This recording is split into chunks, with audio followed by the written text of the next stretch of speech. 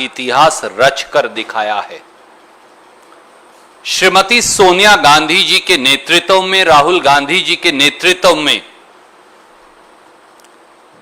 पहली बार देश के इतिहास में पंजाब में एक युवा दलित साथी सरदार चरणजीत सिंह चन्नी जी ने आज पंजाब के पहले दलित मुख्यमंत्री की शपथ ली।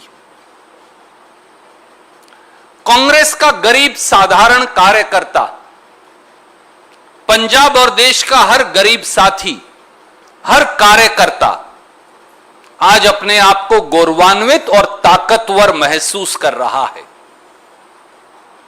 यह निर्णय पंजाब ही नहीं, पूरे देश के वंचित, शोषित हर साथी के लिए उम्मीद की एक नई किरण और एक नई दिशा बदलने वाला निर्णय साबित होगा।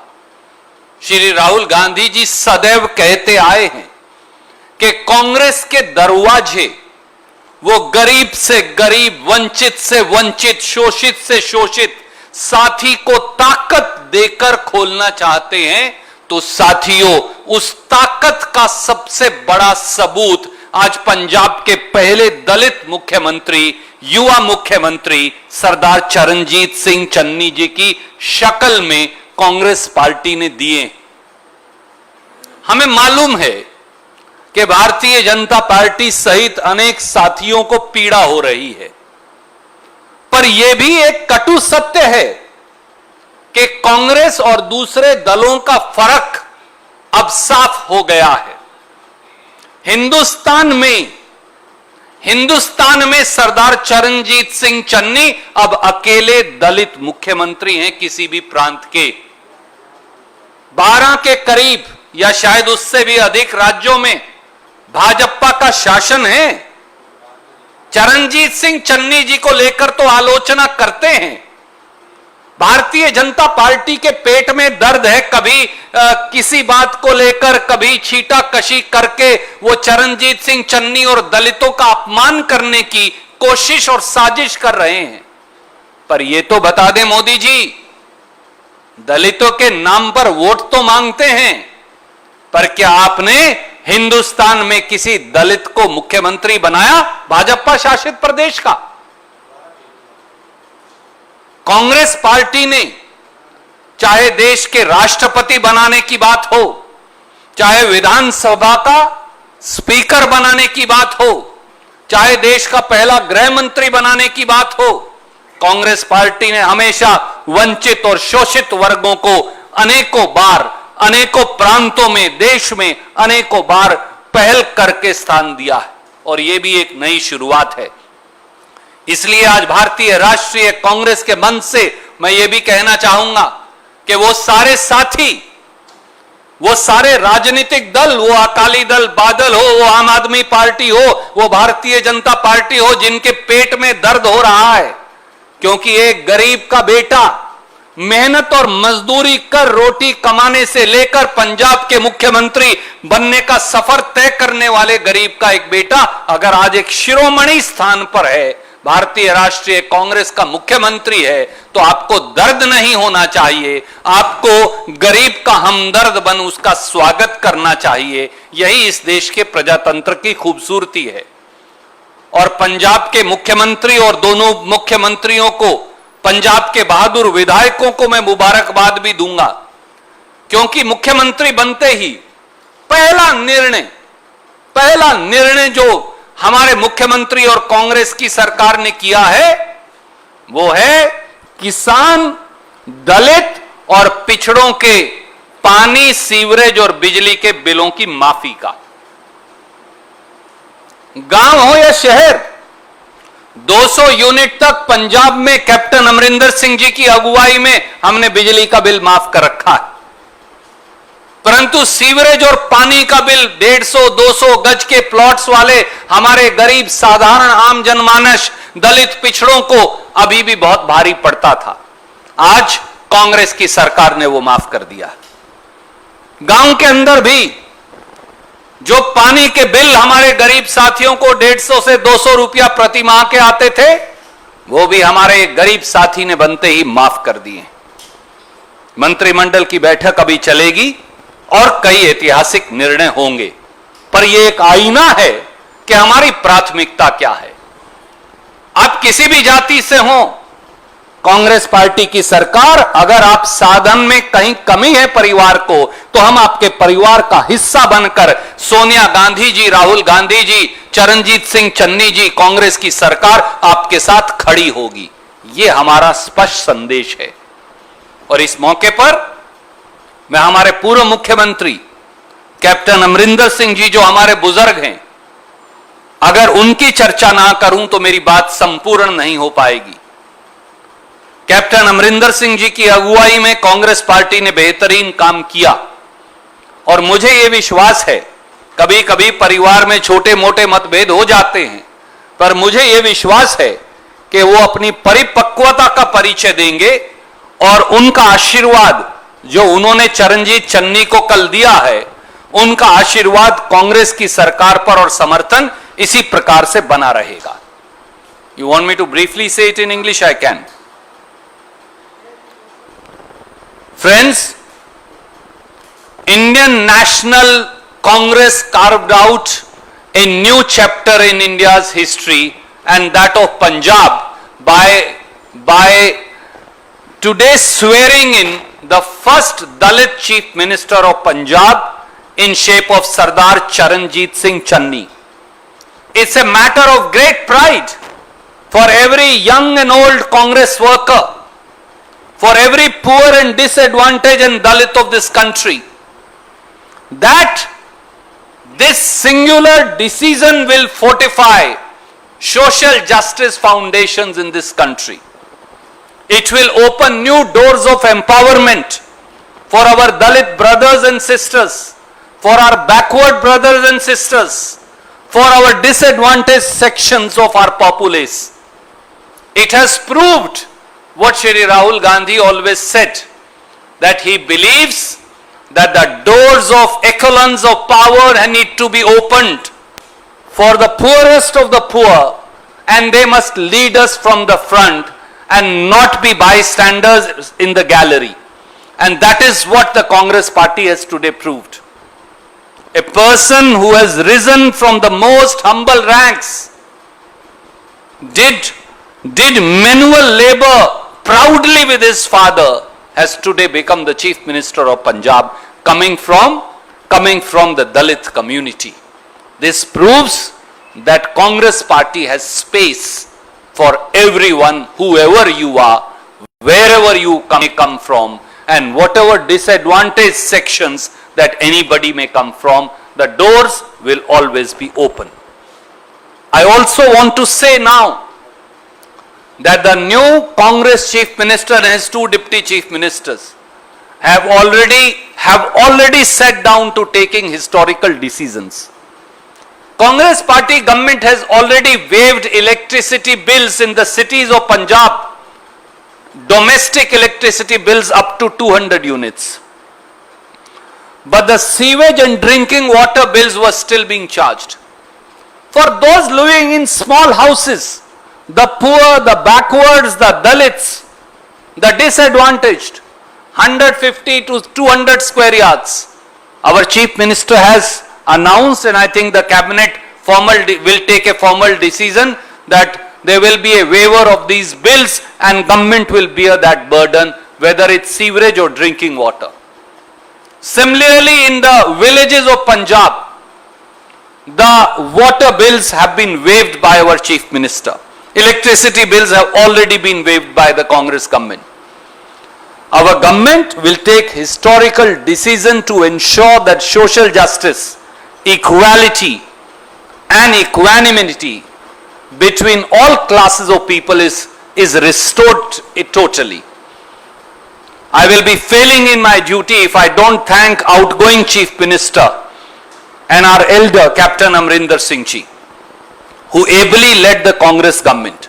There can be some differences of opinion, but the magnanimity with which he came forward and congratulated and supported Sardar Charanjit Singh Channi yesterday proves that proves his maturity, as also establishes that we will continue to get his guidance and his experience in days to come. Bharatiya Janata Party, Akali Dal, Badal and Aam Aadmi Party and Bahujan Samaj Party have unwarrantedly, shamelessly and regrettably resorted to attacking the candidature of Sardar Charanjit Singh Channi. May I ask Prime Minister Shri Narendra Modi, you have been in power for 7 long years, Mr. Modi. You and your allies are in power in over a dozen states. Have you ever appointed a Dalit as Chief Minister of BJP? No. Sardar Charanjit Singh Channi is the only Dalit Chief Minister of BJP, of the Congress Party. I stand corrected. Sardar Charanjit Singh Channi is the only Dalit Chief Minister in India today. Today, sworn in by the Congress Party. And the other 2 Chief Ministers that Congress Party has come from backward classes, whether in Rajasthan or whether in Chhattisgarh. That is the social justice being emulated by the Congress Party. So we have a Prime Minister who only speaks, and we have the leadership of the Congress Party in Sonia ji and Rahul ji that delivers. That is the principal difference between the two. So we would urge Narendra Modi ji, JP Nadda ji, Sukhbir Singh Badal ji, Kejriwal ji and Mayawati ji to not grudge the rightful due to son of a Dalit who today is Chief Minister of Punjab, and instead of shamelessly criticizing him, hail his elevation as Chief Minister of Punjab. Thank you. Any questions? You're welcome to ask. Mr. Harish Rawat's statement is caused to some of the leaders in Punjab have said that making a strong exception. Clarify the मैंने अभी श्री हरीश रावत जी से बात की है चंद मिनटों पहले ही, और उन्होंने मुझे बताया कि कई दोस्त जाने अनजाने में उनके बयान को सही नजरिए से नहीं देख पाए। उन्होंने साफ तौर से ये कहा था, और मैं फिर दोहराता हूं, हमारे मुख्यमंत्री सरदार चरणजीत सिंह चन्नी हैं, हमारे प्रदेश कांग्रेस के अध्यक्ष सरदार नवजोत सिंह सिद्धू हैं, संगठन के प्रमुख और मुखिया सरदार नवजोत सिंह सिद्धू हैं, कांग्रेस की सरकार के मुखिया और चेहरे सरदार चरणजीत सिंह चन्नी हैं। और ये दोनों हमारे मित्र कांग्रेस के सब नेताओं के साथ मिलकर, आखिरी पंक्ति में खड़े हर कार्यकर्ता के साथ मिलकर पंजाब का चुनाव मिलकर लड़ेंगे। यही वास्तविकता और सत्य है मेरे मित्र। Let him complete and then I'll come to it. Our face will be Sardar Charanjit Singh Channi and Sardar Navjot Singh Sidhu, as also ordinary Congress workers and important leaders who will be supporting them. If anybody says one or the other will be faced, or is by intentionally or otherwise it's being misinterpreted by a section of the media, then I want to tell all my friends in the media, please, you also, like Modi ji and Badal Sahab and Kejriwal ji, do not grudge a young Dalit leader the leadership role assigned to him as Chief Minister of Punjab, and he will be our face along with our PCC President, which is natural. आदरणीय media के उन सारे मित्रों को जो कई प्रकार से जाने अनजाने में भ्रांतियों के शिकार हैं, मैं ये कहूंगा, भगवान के लिए, वाहे गुरु के लिए कृपया करके एक नौजवान दलित साथी जो कांग्रेस के पंजाब के मुख्यमंत्री सरदार चरणजीत सिंह चन्नी बने हैं, उनके बारे में कोई भ्रांति मन में मत रखिए। सरदार चरणजीत सिंह चन्नी बतौर मुख्यमंत्री कांग्रेस का चेहरा होंगे और उनके साथ प्रदेश कांग्रेस अध्यक्ष के तौर पर सरदार नवजोत सिंह सिद्धू भी कांग्रेस का चेहरा होंगे। और वो सारे महत्वपूर्ण नेता जो बहुत काबिल हैं, जो गुणी हैं, सक्षम हैं, वो उनके साथ कंधे से कंधा मिलाकर कांग्रेस को जिताने का काम करेंगे। घबराई हुई भाजपा, बसपा, अकाली दल और आम आदमी पार्टी झूठ बोलना, भ्रम फैलाना, दलितों का अपमान करना, दलितों पर आक्रमण करना बंद कर दे। सुश्री मायावती जी का हम सम्मान करते हैं, वो बुजुर्ग हैं हमारी, तो सुश्री मायावती जी को मैं विनम्रता से हाथ जोड़कर कहूंगा, वो भी घोषणा कर दें कि अकाली दल बादल और बसपा का मुख्यमंत्री दलित होगा। चुनौती है, करिए।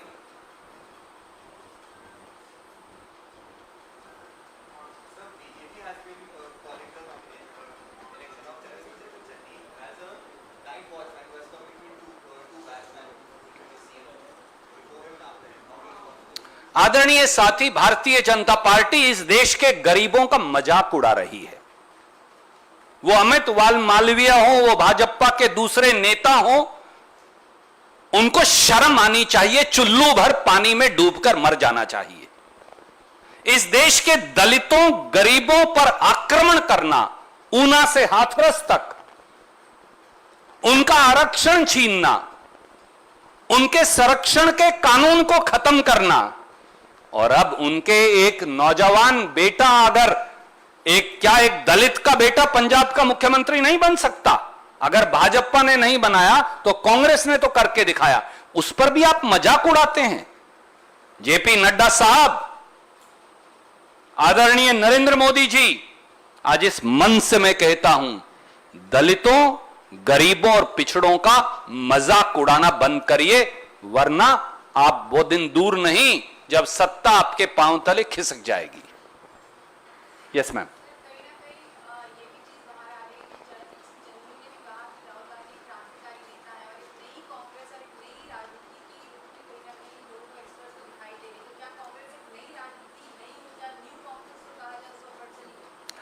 आदरणीय मित्र,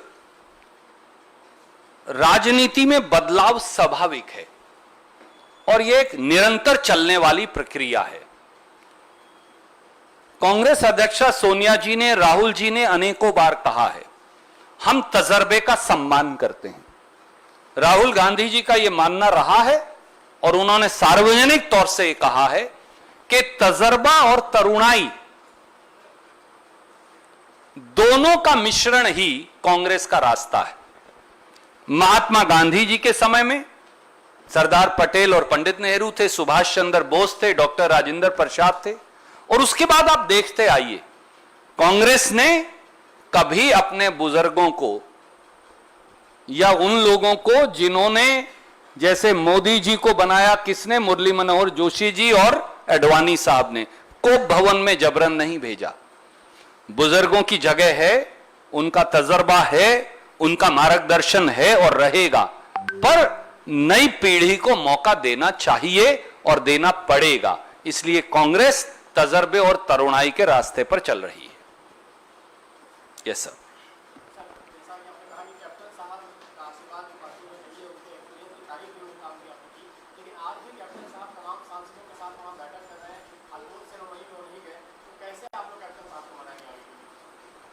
मैंने आदरणीय साथी इस सवाल का जवाब खुद ही दे दिया था सुओ मोटो में।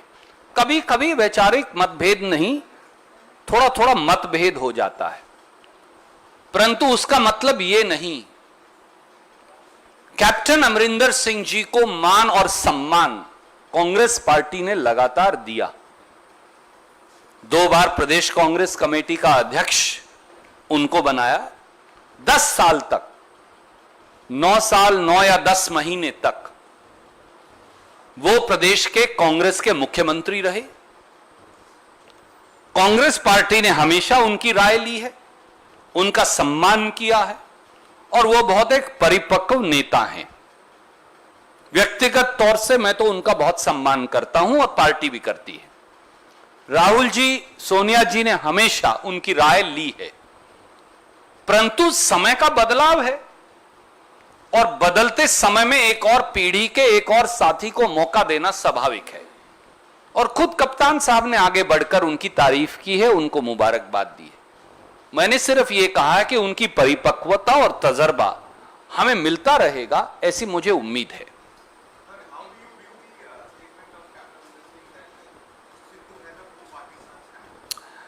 My friend, some things sent in anger, sometimes everything should not be necessarily broadened and necessarily inflated. I think there was a moment of anger. He has said what he had to say. He is an elder. Let's move forward. We've already moved forward.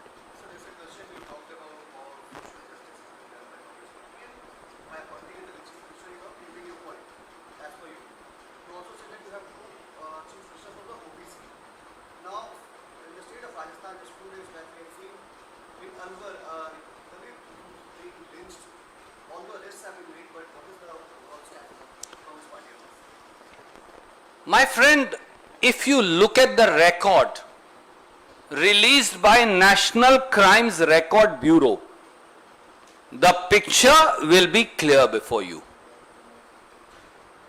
Which are the states which are infamous for crime against SC, ST, OBC? Why is it that for last 7 years, every BJP ruled state is on top? Crimes can happen in any state. Crime prevention is our duty. We will continue to do so. Despite crime prevention, sometimes a crime can happen. The litmus test is, in Alwar, those who attacked were arrested, sent behind bars, will be charge sheeted and given harshest of punishment. But in Hathras, the family is still crying for justice after a year. That's the difference between Adityanath and Ashok Gehlot, the BJP and the Congress party. Thank you, guys.